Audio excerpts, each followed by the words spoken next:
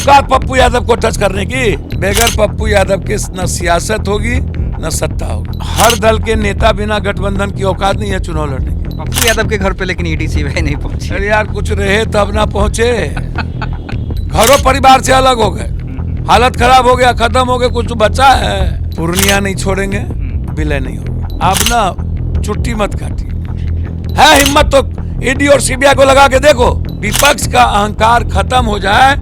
नरेंद्र मोदी जी 7 जन्म में चुनाव नहीं जीतेंगे। चिराग पासवान का दल तोड़ दिया, चिराग पासवान को घर से निकाल दिया। अब क्या हो गया? अब तो थूक फेंक करके आप भी चाट रहे हैं। काय का मांझी जी, काय का साहनी जी, कुशवाहा जी, अब तो थूक चाट करके बीजेपी वाले पहले तो फेंक दिए। शायद ये डर लालू यादव और नीतीश कुमार का न हो बल्कि तेजस्वी यादव को। फिर आप देखिए, हम तो कहते हैं कि सारे नेताओं की जांच हो। जिसको 10 साल पहले 20 साल पहले साइकिल नहीं था, आज 4-4 गाड़ी कहां से 55 कहां से? बाप के घर से, जनते के पैसे से लूट के लाया है ना। जांच करिए। ये कौन सा वॉशिंग पाउडर का मशीन है बीजेपी का कि साला जाते ही वॉशिंग पाउडर निर्मा में धुल जाता है, सब गांधी और सुभाष चंद्र बोस हो जाता है, और इधर आते ही सब चोर हो जाता है। लालू जी से भी मुलाकात की, नीतीश जी से भी मुलाकात की, और दोनों ने शर्त रख दी कि विलय कीजिए। दिल्ली पटना में भिखमंगे और भिखारी लोग रहते हैं, जिसको खुद औकात न हो और भीख मांगता हो जाति धर्म मजहब से। हमारी इच्छा है कि गठबंधन मजबूत हो, छोटी छोटी पार्टियों को तवज्जो दे, जहां से जो चुनाव जीतने के लायक है उसको कैंडिडेट बनाए। नरेंद्र मोदी चुनाव जीतती नहीं है, विपक्ष चुनाव हारती है। लड़े ना नरेंद्र मोदी, लड़े ना पटना के बड़े बड़े नेता, चाहे क्षेत्र अकेले, काय गठबंधन के लिए बाप बाप करते हैं। लड़े 40-40 सीटों पर सब, बीजेपी भी अकेले लड़े। देखिए, अभी हम सीमांचल दौरे पे हैं और इस वक्त पूर्णिया में मौजूद हैं, और पूर्णिया में हमारे साथ बेहद ही खास मेहमान जाप सुप्रीमो पप्पू यादव हैं, जो लगातार अपने कार्यकर्ताओं के बीच में, जनता के बीच में हैं। सीधे हम पप्पू यादव जी से बात करते हैं। पप्पू जी, अब तो समय नहीं बचा है चुनाव में, लेकिन हम ये जानना चाहते हैं कि आप ताल ठोक रहे हैं, लेकिन अंदर खाने क्या अब भी ऐसी उम्मीद है क्या कि इंडिया गठबंधन से बुलावा आएगा? और अगर नहीं आएगा तो पप्पू यादव ने जो ताल ठोका है उसमें कहां तक सफलता मिलती दिख रही है? देखिए, एक बात समझिए जी, ना हम कोई ताल ठोकते हैं और ना हमको दिल्ली पटना से उम्मीद कभी रखते हैं। हमारी जो भी उम्मीदें, आशा, विश्वास, हमारा रिश्ता 2400 घंटा, 2400 साल, 2400 मिनट, 2400 सेकेंड जी, जनता के साथ होता है, भगवान के साथ होता है। जनता से बड़ा भगवान कोई नहीं है। जी, तुम ही हो माता, तुम ही हो बंधु, तुम ही हो सखा, तुम ही समझ गए। अखंड मन कर दीजिए। गुरुर ब्रह्मा गुरुर विष्णु गुरुर देवो महेश्वरा गुरुरेव परम ब्रह्म तस्मै से गुरुवे नमः। मैं ना कभी दिल्ली को हाथ जोड़ा हूँ, ना मैं पटना को कभी कुछ समझा हूँ। दिल्ली पटना में भिखमंगे और भिखारी लोग रहते हैं, जिसको खुद औकात न हो और भीख मांगता हो जाति धर्म मजहब से, अपनी पुरुषार्थ ना हो, सेंटीमेंट पे राजनीति करता हो, नफरत पे, बांटने पे। 20 साल रहने के बाद, 10 साल रहने के बाद कभी मंदिर, कभी पुलवामा, और कभी जाति, कभी डीएनए। विकास पर क्यों नहीं औकात होती है, हिम्मत होती है किसी की बात करने की? जनता के कामों पर कभी बात करने की औकात क्यों नहीं होती? हर चुनाव में ये लोग इस्तेमाल क्यों करते हैं? जनता की बात कभी क्यों नहीं होती? जनता अपनी बात नहीं करके दूसरों की बात करता है। दिल्ली की और मुखिया की, एमएलए एमपी की बात करता है। बेचारा अपने परिवार की बात जनता नहीं करता, जबकि जनता को अपने परिवार और अपने बच्चों की बात करनी चाहिए। अपने लिए जनता कभी नहीं सोचता। जनता सोचता है हमेशा पीएम कौन होगा, सीएम कौन होगा, मेरा एमएलए कौन बनेगा, जो गलत है। और दिल्ली पटना हमेशा अपने सियासत के बारे में सोचता है जनता के बारे में कभी नहीं सोचता। लेकिन सवाल यही है ना कि जो पप्पू यादव लगातार 24 घंटे, 24 महीने, 24 सेकेंड जनता के लिए सोचते हैं, और ये कोई कहने की बात नहीं है और हमें भी कोई कहने में शर्म नहीं है बतौर मीडिया, बतौर पत्रकार, क्योंकि हमने देखा है, हमने कवरेज किया है कि पप्पू यादव जहां विपदा होती है वहां पप्पू यादव मौजूद होते हैं, और ये फख्र की बात है। लेकिन उस पप्पू यादव से डर किसे और डर क्यों? देखिए, आप याद कीजिए, कोरोना किसको डर था जो गिरफ्तारी मेरी हुई थी? याद कीजिए, बाढ़ किसको डर था कि सब घर में बंद हो गए? याद कीजिए, हर घटना। आप इसको ऐसे समझिए, मैं अभी भी कह रहा हूं, मैंने कोरोना में रिश्ते को नज़दीक से देखा, और कोरोना में मुझे समझ में आया कि इस दुनिया में कोई रिश्ता नहीं होता, सारे रिश्ते दिखावे हैं, बुढ़ापे के सहारे और खुद को जीने के लिए हैं। आप याद कीजिए, कोई भी जब हम जाते थे सारे अस्पताल जी, तो एक भी परिवार के लोग नहीं होते थे, नहीं। भगवान भरोसे सबको छोड़ दिया गया। एक भी कोरोना पेशेंट को गांव में प्रवेश करने नहीं दिया गया, जलने नहीं दिया गया। 30,000, 18,000, 20,000, 19,000, 18,000 डोम पैसा लेते थे जलाने के लिए, डाक होती थी, लाशें सड़ी भी रहती थी। अंत में पप्पू यादव को जाके लाश एक साथ 80 लाश, 90 लाश, 104 लाश, 106 लाश जलाना पड़ता था। याद है हमें वो सारे। और क्या कारण हुआ? डर किनको है? डर उनको है जो लोग गलत काम करते हैं, जो वादा खिलाफी करते हैं, जिनकी नीयत सही नहीं है, जिनकी इच्छा शक्ति मजबूत नहीं है, जो आम आदमी से मिलना नहीं चाहता है, आम आदमी का काम नहीं करना चाहता है, जो दूसरों का लूटता है, मदद नहीं करना चाहता है। अब कोरोना में सब घर में सोए रहे, अब सब 10 करोड़ 20 करोड़ खर्च करेंगे। कोरोना में कोटा से बच्चों को लाने के लिए पप्पू यादव का जेब था, वो एमपी और प्रधानमंत्री और मुख्यमंत्री का जेब क्यों नहीं था, जबकि वो जनता का पैसा है। पूरे भारत में बस हमने दिया और सबको लाया बिहार, तो पप्पू यादव क्यों थी? सारे एमएलए एमपी की जिम्मेदारी थी।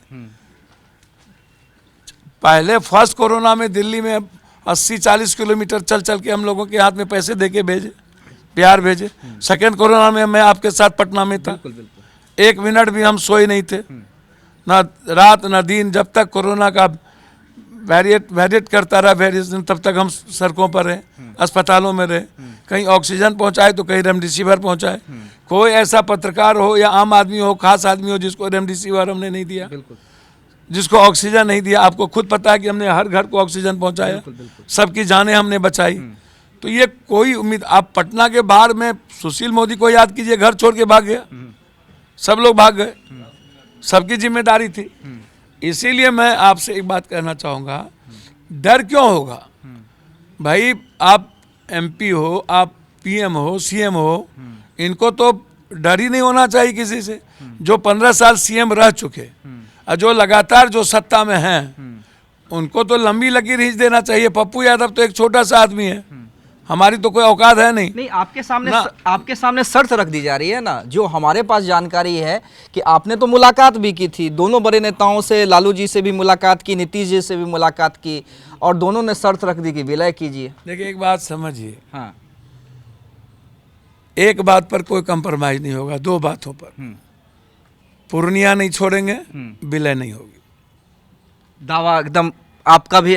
इस जन्म में नहीं, कई जन्म में, किसी कीमत पर। आप वहां चले जाइए, वहां से लड़िए, छोड़ दीजिए। आपको जहां से लड़ना हो लड़ना। आपको यदि पूर्णिया के साथ समझौता करना हो तो आइए, दल मेरा होगा, पूर्णिया हमारी होगी। खून और मिट्टी पे आके हम ही को चैलेंज कीजिएगा, ये नहीं चलेगा। और ना हम पटना दिल्ली से डरने वाले हैं, और ना कभी डरे। हर दल के नेता बिना गठबंधन की औकात नहीं है चुनाव लड़ने की। यदि किसी को हैसियत जनता ने दिया है और वो हिम्मत हमें पूर्णिया ने, कोसी सीमांचल ने दिया, तो वो पप्पू यादव को है। लड़े ना नरेंद्र मोदी जी, लड़े ना पटना के बड़े बड़े नेता, चाहे क्षेत्र अकेले, काय गठबंधन के लिए बाप बाप करते हैं। लड़े 40-40 सीटों पर सब, बीजेपी भी अकेले लड़े, काय गठबंधन के लिए बाप बाप करते हैं। कुशवाहा जी अब तो थूक चाट करके बीजेपी वाले पहले तो फेंक दिए, अंबेडकर साहब की मूर्ति पैर के तले रोन दिया, रामविलास पासवान का घर तोड़ दिया, रामविलास पासवान का फोटो फेंक दिया, चिराग पासवान का दल तोड़ दिया, चिराग पासवान को घर से निकाल दिया। अब क्या हो गया? अब तो थूक फेंक करके आप ही चाट रहे हैं। इतना डर क्यों? हमको काहे का डर? काहे का कुशवाहा जी? काय दे रहे हो? काय आप तो हटा दिए थे मंत्रिमंडल से, काय लाए? काय दे रहे हो 1-2 सीट? काय का मांझी जी? आपको तो बहुत भला बुरा कहा मांझी जी ने। काय का मांझी जी? काय का साहनी जी? काय संजय साहनी को आपने ले लिया जब जोगी से पूरा आर पार की लड़ाई लड़ता था, गोली बारूद चली? काय संजय निषाद को आपने ले लिया? काय प्रिया पटेल को आपने ले लिया? अब हमको जरा बताइए, किसी भी कीमत पर आप हमको बताइए, काय ले लिए? काय आप अजीत सिंह के बेटे से बाप बाप करते हो लेने के लिए? बारे वाह, देश के बात करते हो लंबी लंबी, गठबंधन दल तोड़ने के अलावा कोई रास्ता है? छोड़ देना ईडी सीबीआई का ये डर, औकात का पता चल जाएगा। छोड़ दे चुनाव आयोग का डर। पप्पू यादव के घर पे लेकिन ईडी सीबीआई नहीं पहुंची। अरे यार कुछ रहे तब ना पहुंचे यार। आप तो इतने पैसे बांटते हैं जरूरतमंदों को। लूट लाओ खूट खाओ, चला इधर से दोस्त से लो, उधर से उससे जेब से लो, छीनो परो, अब बांटते रहो, जमीन बेच बेच के देते रहो। तब तो घरों परिवार से अलग हो गए, हालत खराब हो गया, खत्म हो गया, कुछ बचा है? यही देखने ना पीछे में, इसको बेच के आप ही को बाढ़ में पानी। यही ये 90 कट्टा साला 20 साल से पड़ल था, 90 कट्टा जमीन, कभी कोई देखनो नहीं किया था टच के, और औने पौने में आप ही को तो बेच के बाढ़ में 4.5 करोड़ रुपया दिए। देखिए, इसी कारण से तो डरते हैं कि पप्पू यादव को अगर हम टिकट दे देते हैं, पप्पू यादव अगर भारी बहुमत से जीत जाते हैं तो पप्पू यादव नेता ना हो जाए भविष्य का, शायद यही डर हो। और डर मुझे हमको नेता नहीं बनना। पप्पू जी इसमें उसमें एक लाइन और जोड़ देता हूँ, शायद ये डर लालू यादव और नीतीश कुमार का ना हो बल्कि तेजस्वी यादव को। फिर आप देखिए, आप ना चुट्टी मत काटिए, ठीक है? हाँ, और हम ही से राजनीति नहीं कीजिए। अच्छा ठीक है, हमारी बात सुनिए। हाँ ठीक है, बोलिए। हम सेवक हैं और मदद करने वाले हैं, हम राजनीतिक व्यक्ति कम है। ठीक है, वो अपने भाग से आए हैं, फेट से आए हैं, भगवान करे वो सीएम बने। यदि उनके फेट में सीएम बनना होगा तो पप्पू यादव का बाप को औकात है रोक लेने का, और यदि पप्पू यादव को कुछ बनना होगा तो कोई रोक सकता है? तो हमारी प्रतिस्पर्धा इस बात को लेके क्यों होगी? वो एक मुख्यमंत्री के पुत्र हैं, 2 मुख्यमंत्री के पुत्र हैं, उनको मौका मिला। नीतीश कुमार जी लंबे समय से सत्ता में हैं, उनको किस बात का डर? अब तो 20 साल रह लिए, रहे तो वही ना, चाहे जिस कारण से रहे हो, चाणक्य की नीति से रहे हो, जिस कुटिल नीति से रहे हो, रहे तो वही ना। तो 35 सालों से तो दोनों आदमी हैं ना, तो अब 35 साल से हैं, उम्र आ गया, तो उन लोगों को किस बात का डर होगा? कोसी सीमांचल जिस दिन पप्पू यादव के साथ खड़ा हो गया ना, उस दिन वर्ल्ड का हिस्ट्री हम को चेंज कर देंगे। अकेले सीमांचल, कोसी, मिथिलांचल जिस दिन खड़ा हुआ, बगैर पप्पू यादव के न सियासत होगी न सत्ता होगी। आपने तो इसी क्षेत्र की राजनीति की है पप्पू जी, और इस क्षेत्र से प्यार भी मिला है। प्यार में तो कोई कमी इस क्षेत्र ने, पटना से प्यार नहीं मिला, पटना का हमने इस क्षेत्र से ज्यादा नहीं किया। नहीं, आपने तो पूरे बिहार के लिए, पूरे बिहार के लिए। बाढ़ में सबसे ज्यादा पटना के लिए नहीं किया, कोरोना में हमने पटना के लिए नहीं किया। बाढ़ में तो एकमात्र नेता कोई दिखता था तो पप्पू यादव दिखते थे। तो फिर इस क्षेत्र का क्या होता है? मैंने कहा मेरा घर है यहाँ, मेरा खून है यहाँ, हमको संस्कार यहाँ से मिली, हमको लड़ना जीने का ताकत यहाँ से मिली। मेरा बचपन यहाँ में बीता, हमारी पैदाइश यहाँ से है, इसी अस्पताल में जन्म हुआ मेरा। वो अलग रिश्ता, रिश्ता घर घर का है, लेकिन विचारों का रिश्ता तो सबसे ऊपर होता है ना जी। तो इसीलिए हमें राजनीति कम आती है और सेवादारी ज्यादा आती है। और आम आदमी के लिए मैं बेटा हूँ जी, नेता हो ही नहीं सकता। और अन्य लोग जो हैं आम आदमी के लिए नेता है, बेटा हो ही नहीं सकता। तो बेटा और नेता में फर्क है ना। ट्वीट खेलने से तो कुछ नहीं ना होगा। महल में बैठ के तो आप कुछ नहीं कीजिएगा, और हम 18, 19 घंटा 23 घंटा चलते हैं। अब हम दोस्ते से, रिश्तेदारों से, परिवार से भीख मांग मांग करके दुनिया को मदद करते हैं। करते तो हम ही हैं ना, कोई और तो नहीं ना करता है, कि और भी कोई करता है? नहीं करता। अभी नवादा में चंदन सिंह मर गए, अग्निवीर वाले। हम 2 लाख रुपया दे के आए ना परसों। अग्निवीर वाले मर गए, प्रदीप यादव सिवान में, हम उसको दे के आए ना 1 लाख रुपया। और चंदन सिंह ने लिखना शुरू कर दिया कि भूमिहार थे इसीलिए अभी तक कोई नहीं आया। गए तो सही में कोई नहीं गया, खाली भूमिहार नेता लोग गए थे, लेकिन मदद किसी ने नहीं किया। गिरिराज सिंह गए, सिन्हा गए, सीपी ठाकुर का बेटा जी गया, चंदन सिंह गए, 1 रुपया मदद नहीं किया। अब पप्पू यादव तो भूमिहार नहीं है, हम तो इंसान हैं, ना यादव ना भूमिहार ना पासवान ना राम, पप्पू इंसान। इतने रहने दीजिए मेरे आगे पीछे ना। तो हम गए तो दिए 2 लाख रुपया, घर में कुछ नहीं था उसके पास, तो मदद तो किए। पटना में जब बाढ़ आई थी तो यादव तो नहीं के बराबर होगा, मुसलमान या बैकवर्ड, अपर कास्ट सबसे ज्यादा था। लाला, भूमिहार, ब्राह्मण, बनिया, यही लोग थे। वहां तो कम लोग होंगे बैकवर्ड में, मुसलमान में, यादव में।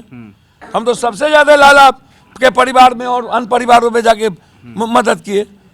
पत्रकार तो ज्यादा अपर कास्ट है ना हो, और सारा पत्रकार को हम रेमडेसिविर दिए, सब दिए कि नहीं दिए? हम जाति पूछे? कोई पत्रकार की हत्या होती है तो 1 लाख रुपया दे के आते हैं, तो जाति पूछते हैं? भैया थोड़ा सा वक्त लगेगा। मैंने पहले भी कहा और बिल्कुल क्लियर हूं, आप पूर्णिया की जनता से बात करिए, हमसे ना करिए। हमने वादा जो अपने परिवार और खून से करना चाहिए वो कर लिया। हम जरूर चाहेंगे गठबंधन हो, हमारी इच्छा है कि गठबंधन के साथ देश को बचाया जाए, लोकतंत्र को बचाया जाए, संविधान को बचाया जाए। हमारी इच्छा है कि नफरत की राजनीति खत्म हो, विकास की राजनीति हो। हमारी इच्छा है कि गठबंधन मजबूत हो।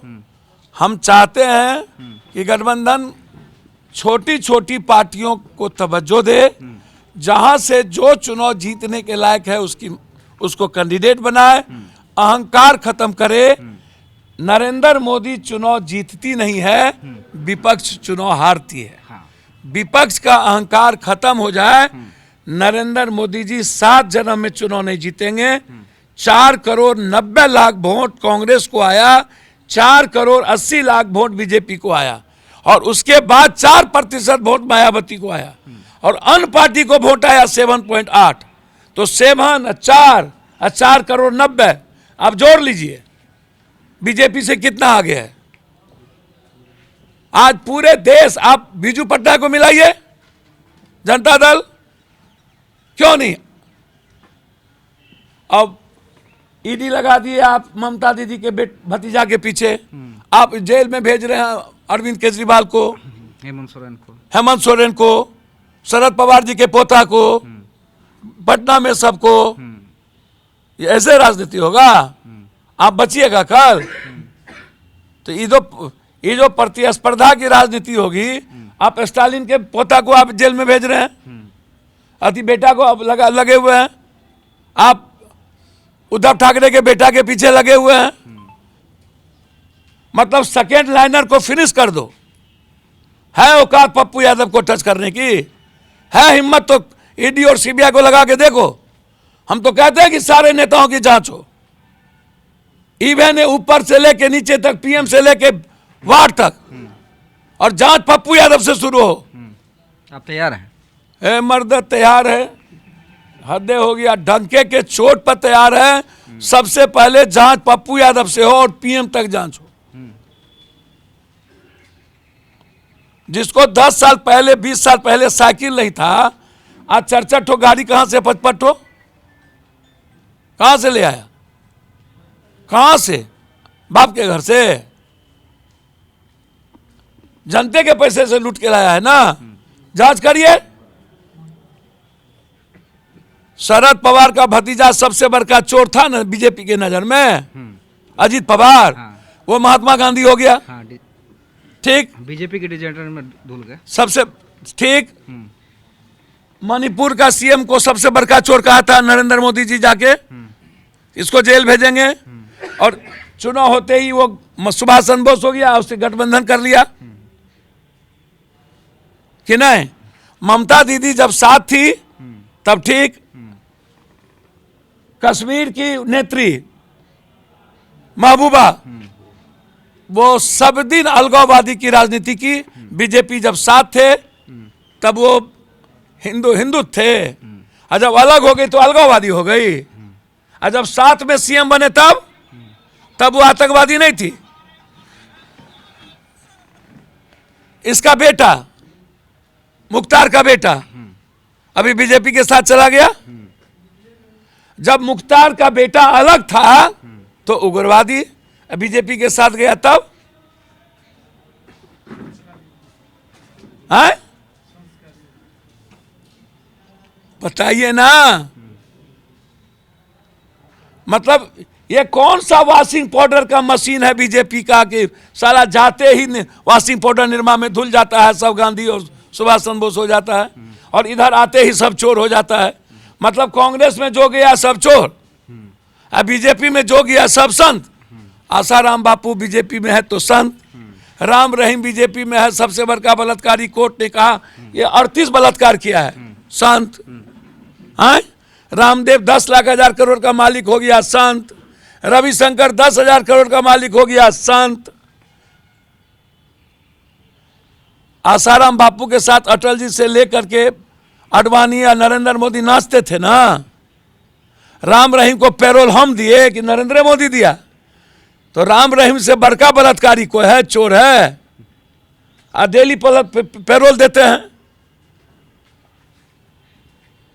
हमाम में सब नंगे, हर डाल पर उल्लू बैठा, अंजामे गुलिस्ता क्या होगा? हाँ, सुबह बाजे तो बाजे चलियो, शीशे के घर में रख के पत्थर फेंकते हैं। जांच करिए ना सबका। ये जो बड़का बड़का गौप देता है अध्यक्ष, ये सब दूसरे पार्टी से ना आया। असम का मुख्यमंत्री कांग्रेस में था तो चोर, और अभी बीजेपी का मुख्यमंत्री है तो दुनिया का सबसे कांग्रेस में से गया लिया ना हो। 90% बीजेपी में कांग्रेसी ना है। सिंधिया का बेटा क्या है? मालिक। अब ईमानदार बोलिए ना। नहीं, ये समझाना तो आप लोग को है ना, जनता को ये समझाना पप्पू जी आप लोग का काम है। देखिए ये चीजें आप लोग कर रहे हैं, सभी लोग जानते हैं। सुनिए ना भैया। हाँ। तो हमको से कौन चीज पूछते हैं? तो कुछ हाँ। तो हो गया। हम पूर्णिया में रहा, हम पूर्णिया के दूध और खून का रिश्ता, मट्टी और बेटा बेटी का रिश्ता, दूध भात साथ खाए हैं और साथ जिएंगे बस।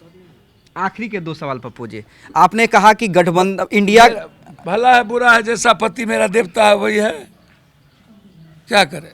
अच्छा, आखिरी के 2 सवाल। आपने कहा कि आप चाहते हैं कि इंडिया गठबंधन यानी विपक्ष का गठबंधन बने, ईगो क्लैश खत्म हो और तब मुकाबला हो नरेंद्र मोदी से। नरेंद्र मोदी नहीं जीत पाएंगे। चलिए, अगर इंडिया गठबंधन वाकई स्वरूप ले लेता है तो उसमें नेता कौन?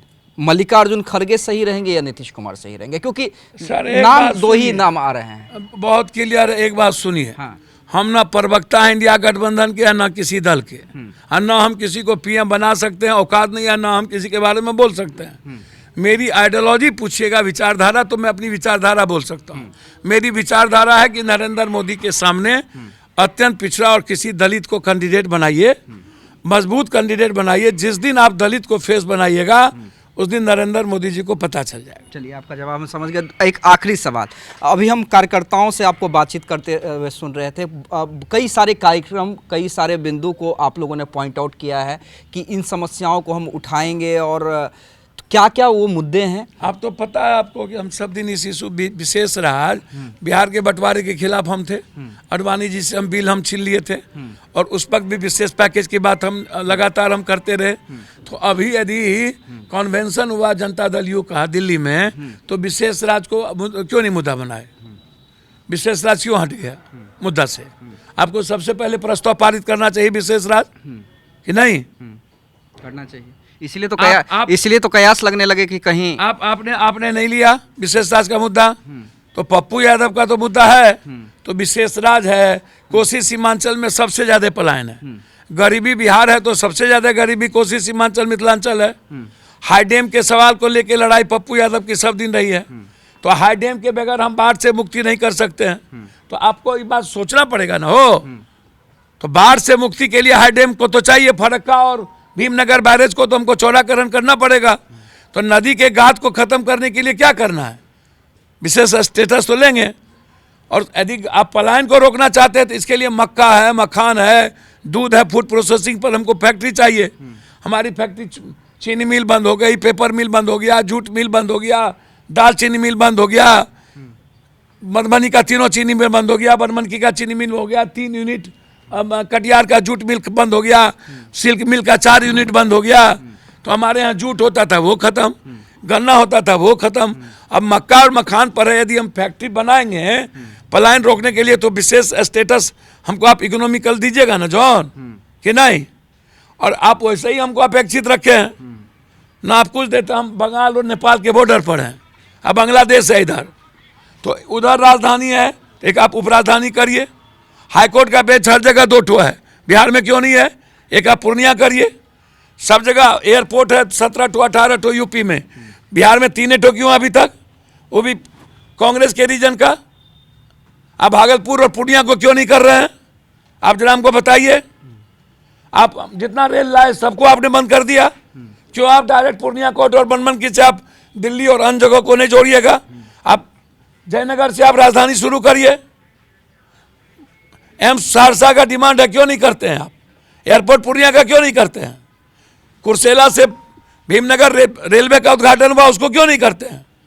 लगातार मुखिया मारा जा रहा है, सरपंच मारा जा रहा है, ब्लॉक प्रमुख मारा जा रहा है। मार दिया ब्लॉक प्रमुख को 3 दिन पहले फलका में, 7 लगभग अभी तक ब्लॉक प्रमुख मारे गए। आप सुरक्षा नहीं दे सकते हैं तो लाइसेंस क्यों नहीं देते हैं? आप लाइसेंस दीजिए। तो इन मुद्दों को लेकर के जो फ्रीडम है, स्पेशल स्टेटस है, विशेष राज है, हाई डैम है, बाढ़ से मुक्ति है, मक्का मखान आधारित फैक्ट्री है, रेलवे से जुड़ा सवाल है, हाईकोर्ट बेंच है, उपराजधानी है, इन मुद्दों को लेकर करो मरो के साथ 9 तारीख से आंदोलन शुरू होगा। और ये तब तक चलेगा जब तक हम स्पेशल स्टेटस, बाढ़ से मुक्ति, हाई डैम नहीं बनेगा, तब तक इस आंदोलन को हम लोग चैन से नहीं बैठे। चलिए, तो चैन से नहीं बैठेंगे ये कहना है पप्पू यादव का। तो आप समझ लीजिए कि पूरे उत्साह में हैं और ताल ठोक दिया है पूर्णिया से, और सीधे सीधे कह दिया है कि न पूर्णिया छोड़ेंगे न पार्टी का विलय करेंगे। बाकी जनता से उम्मीद लगाए बैठे और उन्होंने कह दिया कि हमारा 24 घंटा 24 सेकंड भी जनता के लिए है और हमारे लिए भगवान जनता ही है। तो कैसा लगा पप्पू यादव से ये खास मुलाकात, कमेंट करके ज़रूर बताइएगा। धन्यवाद।